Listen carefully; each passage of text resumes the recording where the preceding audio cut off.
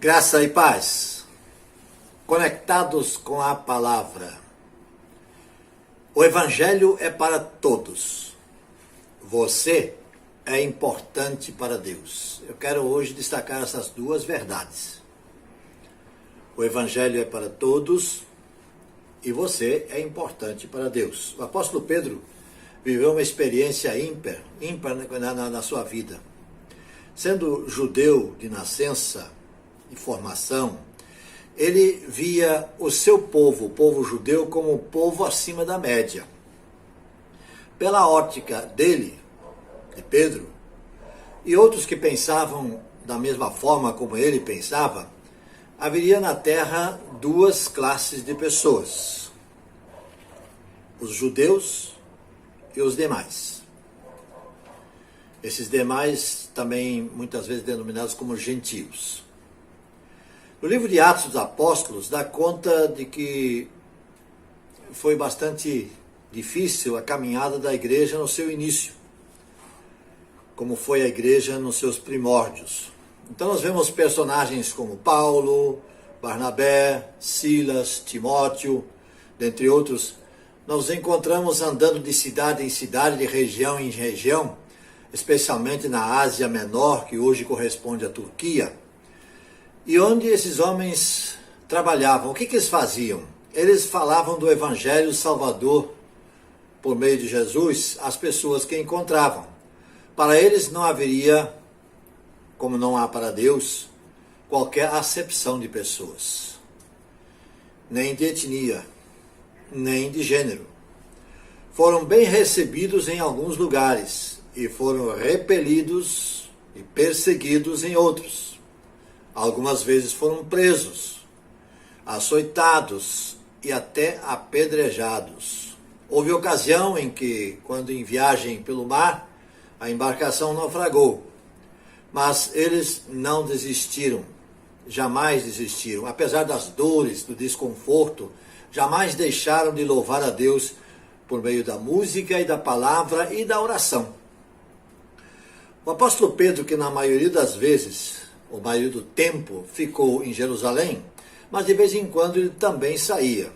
E lá no capítulo 10 de Atos, encontramos Pedro na cidade chamada Jope, lá à beira-mar.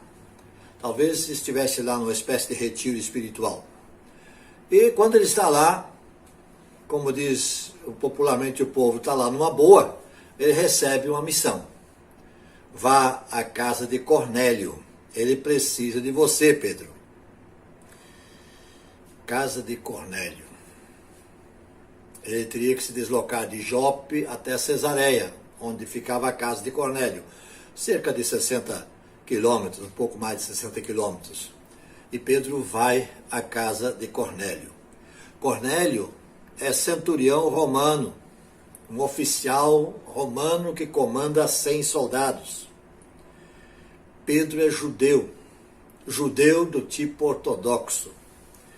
Para ele, pensar na possibilidade de entrar na casa de um gentio, no caso Cornélio, e ainda por cima esse oficial romano, que significava entrar na casa de um opressor do povo judeu, pensar nessa possibilidade, isso já seria pecado.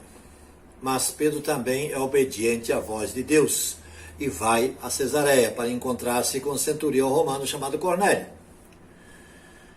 Eu acho que Pedro fez aquela viagem, tipo assim, acreditando, mas nem tanto.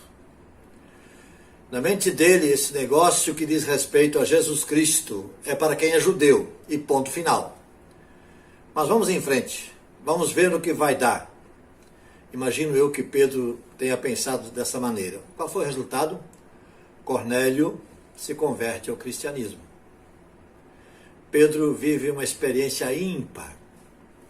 Então ele se expressa assim lá no livro de Atos e diz: então Pedro começou a falar, dizendo: percebo agora verdadeiramente que Deus não trata as pessoas com parcialidade, mas de todas as nações aceita todo aquele que o teme e faz o que é justo. Uma experiência maravilhosa que Pedro vive na casa de Cornélio.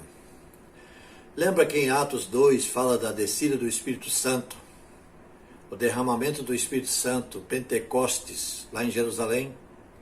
Bem, esse Pentecostes foi um momento único, histórico, e não se repetiu e nem se repetirá.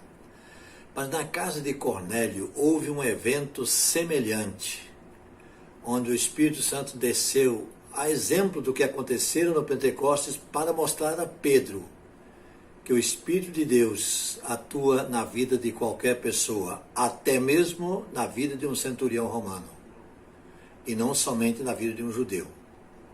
Essa foi a grande lição que Pedro aprendeu. Deus não faz acepção de pessoas.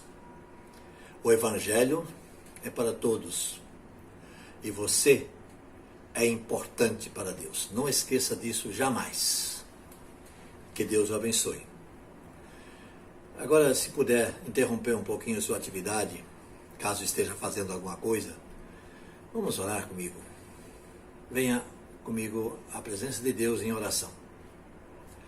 Senhor, nosso Deus e Pai Celestial, muito obrigado por esse grande exemplo que é o apóstolo Pedro e o que ele experimentou nessa missão que recebeu na casa de Cornélio, centurião romano. Como ele pôde então ver com seus próprios olhos que tu, ó Deus, não tens absolutamente nenhuma acepção de pessoas na tua mente, mas para ti todos são iguais. E por isso nós te somos imensamente gratos, porque tu também nos aceitaste como teus filhos, através do perdão de Jesus Cristo, realizado através do seu sacrifício na cruz do Calvário.